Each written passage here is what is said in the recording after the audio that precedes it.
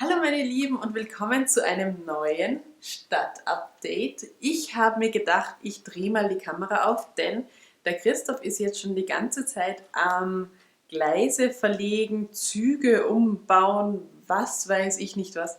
Und ich habe mir gedacht, das schauen wir doch uns mal gemeinsam an und schauen uns an, was er da wirklich unternimmt gerade. Mal sehen. Ja, hallo Freunde, wie geht's? Es ist bei uns bereits spät nachts. Wir haben heute extra kein Mittagsschläfchen gehalten und das alles extra nur wegen euch, weil wir euch den mehr oder weniger fertigen neuen Güterbahnhof zeigen wollten, von dem wir ja letztens schon mal gesprochen haben. Ihr wisst ja noch, es war alles ziemlich nah beieinander. Tolle Züge, wirklich schöne Kräne und so weiter, aber viel zu nahe zusammengestellt. Oh ja. Und jetzt haben wir nach rechts hin um einiges mehr Platz und ich habe heute, während Rita beim Vergnügungspark ein bisschen für Ordnung gesorgt hat und viele neue Dinge aufgestellt hat, mal hier ein bisschen geschaut, was sich hier machen lässt. Und zwar, wenn du mir mit der Kamera folgst, Rita, wir schauen uns das Stück für Stück an. Wir haben jetzt hier eine neue Einfahrt in den Güterbahnhof. Hier ist noch kein Bahnübergang gemacht, aber der wird auch noch erledigt werden. Das Gleis geht jetzt ein bisschen in einem kleineren Schwung hier rüber und teilt sich früher. Das heißt, wir haben hier jetzt die Hauptlinie und rechts geht's auf den Güterbahnhof, wobei sich das dann noch öfters zweigt.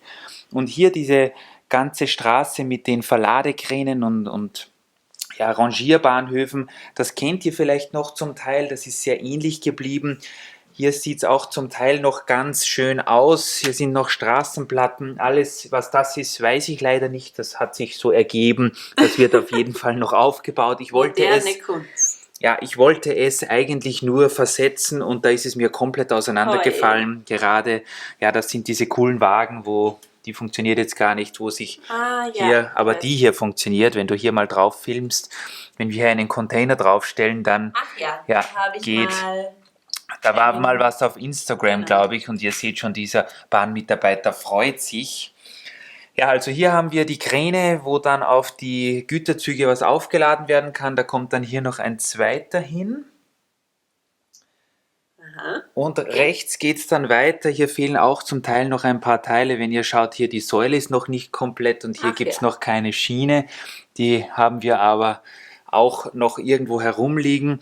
Und das heißt, hier wird dann alles voll mit Lastwegen und Containerwagen und so weiter. Und ja, du filmst es schon. Hier habe ich jetzt mal die Monorail-Station aufgebaut, weil ich habe nämlich vor, dass hier unsere Monorail dann einen Stopp macht. Da bin ich schon gespannt. Und ja, ich auch. Da sind wir ja noch gar nicht weit gekommen. Die Monorail war eines der ersten Dinge der ganzen Stadt, was wir gemacht haben. Ich kann mich erinnern, ich glaube am zweiten Tag dieser ganzen Geschichte hier haben wir schon damit begonnen, die Monorail-Schienen in der Stadt im Zentrum zu verlegen. Seitdem ist nichts mehr passiert, weil wir gesagt haben, es muss jetzt da auf anderer Seite mal was passieren, damit wir wissen, wie die Stadt aussehen wird. Auf jeden Fall haben wir hier jetzt die Station für die Monorail. Eigentlich war der Plan, hier einen Flughafen einzubauen. Das wird jetzt vom Platz her wahrscheinlich relativ knapp. Vielleicht hat hier noch irgendwo die Startbahn Platz. Und wenn du mit mir mitgehst, sehr gerne. Dann haben wir also hier diese beiden tollen Verladekräne. Hier zum Beispiel links, das wäre eine Arbeit für dich. Da sind noch gar keine Leute, wobei hier jede Menge Arbeit da hinten drinnen liegen. Die alle das Mittagsschläfchen machen, das du heute nicht gemacht hast. So sieht's aus. Und ich sage dazu jetzt gar nichts. Das hat sich eben so ergeben. Auf jeden Fall, finde ich, sieht das ganz toll aus hier mit den beiden identen Sets nebeneinander. Eines ist zwar auch cool, aber der Güterbahnhof ist jetzt so groß und wir haben jetzt so viel Platz, dass man da auch ein zweites Set daneben stellen kann. Dann geht es jetzt hier, da haben wir noch relativ viel freie Fläche. Mal sehen, was dann hierher kommt. Ich kann es noch gar nicht sagen, aber da wird sich bestimmt was finden lassen. Die Straße macht jetzt hier dann einen Knick über diesen coolen Übergang. Oh ja. Da habe ich die Schranken noch nicht montiert, aber das ist jetzt ein Doppelgleis. das auf der einen Seite von der großen Schleife kommt, das andere Gleis kommt von einem Abstellgleis und welches dann kurz nach dem Bahnübergang zusammengeführt wird. Ist zwar leider ganz wenig schief, aber das macht nichts. Genau, die Gleise treffen sich dann hier ist noch ein Abstellgleis und hier, das wird noch etwas schöner integriert. Und dann haben wir hier zwei etwas neuere Kräne, die so schräg nebeneinander aufgestellt sind. Und zwar soll das dann, wenn wir dann, ich habe schon hellgraue Bodenplatten nachbestellt, dass wir hier alles grau zupflastern können, dann das ist ja alles betoniert hier. Da soll das dann so sein, dass hier so kleine Straßen durchgehen, natürlich ohne Straßenplatten, sondern irgendwie anders gelöst, dass hier Lastwagen langfahren können und dann Container holen. Wir haben einige Container nachgekauft und auch selbst gebaut. Hier drüben haben wir übrigens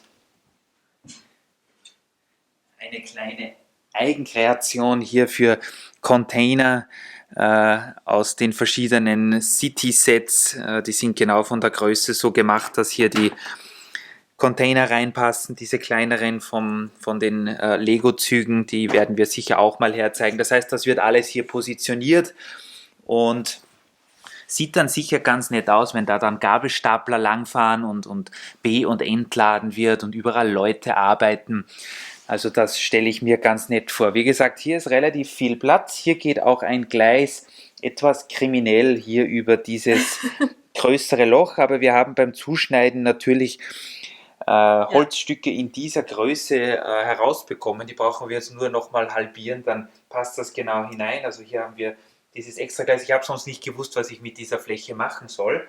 Und hier hinten kommen wir dann mehr oder weniger zum Highlight dieses Güterbahnhofs. Und zwar haben wir jetzt insgesamt 4 Lokschuppen, 2 beieinander stehen, 2 getrennt, dass man auch ein bisschen hineinschauen kann.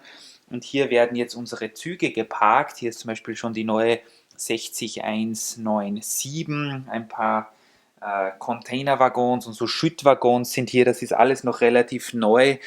Und hier habe ich wirklich ein bisschen darauf geachtet, dass auch zwischen den Gleisen mehr Platz ist, dass man auch da und dort vielleicht den ein oder anderen Container noch aufstellen kann oder noch ein bisschen Personal hier unterwegs ist. Also das ist wirklich gedacht für Güterzüge oder auch Passagierzüge, damit die einfach hier schön geparkt und in dem Fall auch gewartet werden können. Denn was macht man mit einem Lokschuppen? Natürlich, es ist dazu da, um einen Zug zu reparieren oder zu waschen oder was auch immer. Nein, waschen nicht, das kommt dann später noch.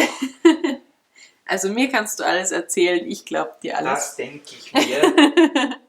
Übrigens, ich weiß nicht, ob die Kamera gut genug ist, dass wir hier mal hinunterfilmen. Ich habe da wirklich sehr viel abgeräumt und die Züge stehen jetzt zum großen Teil momentan am Boden, aber die kommen natürlich dann wieder auf die Platte. Natürlich fehlen hier jetzt jede Menge hellgraue Bodenplatten, die sind aber schon nachbestellt. Hier auf der rechten Seite von uns aus gesehen jetzt gehen die Gleise dann noch weiter auseinander. Hier ist also wirklich relativ viel Platz zwischen den Gleisen. Und hier ist auch dann so ein Verladebahnhof geplant und zwar auch für Passagierzüge. Wenn ich das mal kurz zeigen darf, es gibt da so tolle Rampen, die auf die Gleise hinaufführen und die könnte man dann zum Beispiel hier, okay, hier ist kein besonders guter Platz, aber ihr wisst, was ich meine, hier hinstellen. Das heißt, ein Passagierzug steht dann hier und wird dann für die Fahrt beladen, sei es mit Containern, mit Essen und so weiter. Genau, da hat es ja speziell in den 1990ern hat es ja da viele Sets gegeben, wo man auch viel machen hat können.